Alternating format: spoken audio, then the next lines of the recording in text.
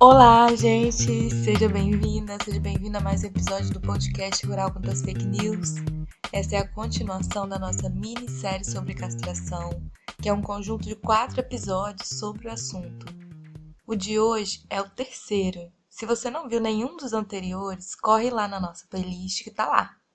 No episódio de hoje, a gente vai abordar diferentes mitos sobre a castração de cães, com a contribuição da Thaisa Dutra, que está nos ajudando aqui na nossa minissérie, mediando a conversa com a doutora Ana Carolina Campos, que é médica veterinária. Vou deixar vocês então, pessoal, com a Thaisa e volto daqui a pouco. Muito bom, muito bom. Então agora eu vou chamar aqui com a gente a doutora Ana Carolina Campos, médica veterinária, né? E a gente vai falar um pouquinho. Doutora Ana, eu queria saber de você alguns mitos e verdades, coisas que a gente ouve muito falar, né, com relação à castração de cães, de cadelas, tá bom? A primeira pergunta que eu tenho para você é a seguinte: é verdade que a castração precoce reduz o nível de atividade desses animais? Eles ficam mais quietos, mais parados, vão dormir o dia inteiro? É isso mesmo? É assim que acontece? Oi, Thaisa, obrigada, né? Primeiro, acho que é muito importante a gente falar a respeito dessas dúvidas, né? Esses mitos e verdades a respeito da castração de cães e gatos. E essa é uma pergunta que muitas pessoas fazem, né?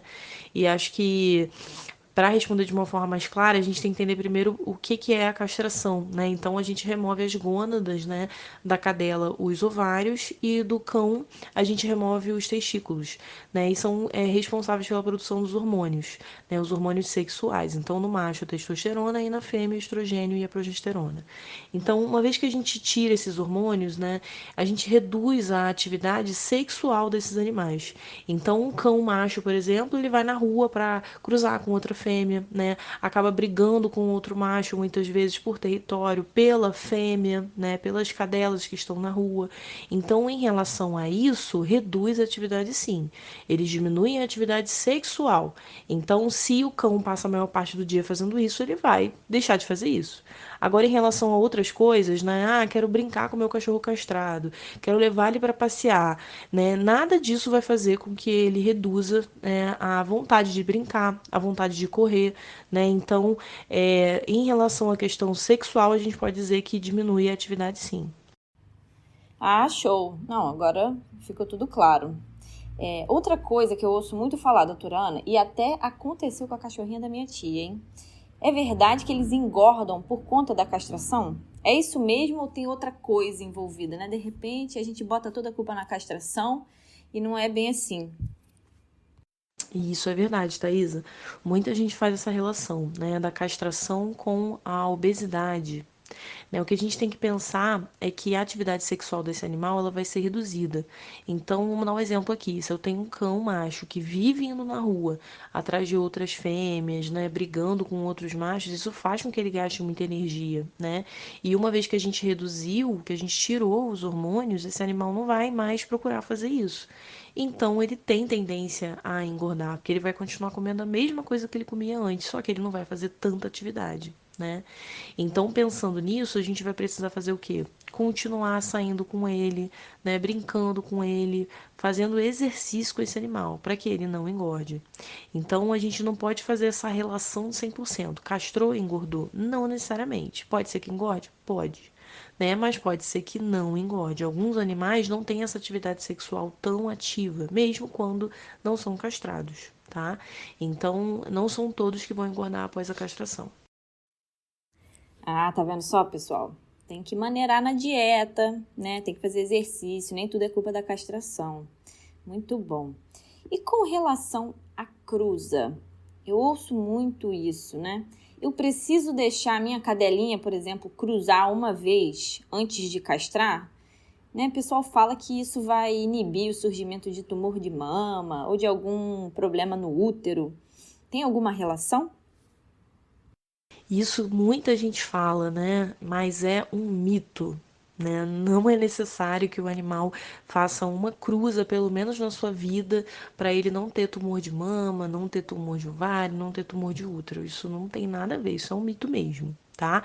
O que a gente sabe, né, é que quando nós fazemos a castração entre o segundo cio, a gente não influencia muito no metabolismo da cadela e a gente diminui muito a chance de manifestação de neoplasia de mama, com certeza. Então, uma taxa aí de 80% entre o primeiro e o segundo cio. Mas é claro que todo animal a gente precisa avaliar de forma individual, a raça, o porte, né, para a gente poder definir quando que a gente deve castrá-la, né, quando a gente está falando aí das fêmeas. Mas, de uma forma geral, a gente sabe que existe essa relação. Quando a gente faz a castração entre o primeiro e o segundo cio, a gente diminui muito a chance de tumor de mama, sem sombra de dúvida. Bom, a última pergunta que eu tenho aqui para nossa querida convidada, a doutora Ana Carolina, é a seguinte: é verdade que os machos, né, os cães machos, eles perdem a virilidade quando eles são castrados? Essa é uma pergunta engraçada porque muitos clientes ficam preocupados com isso, né? Se o animal vai ficar menos viril, né, se castrar.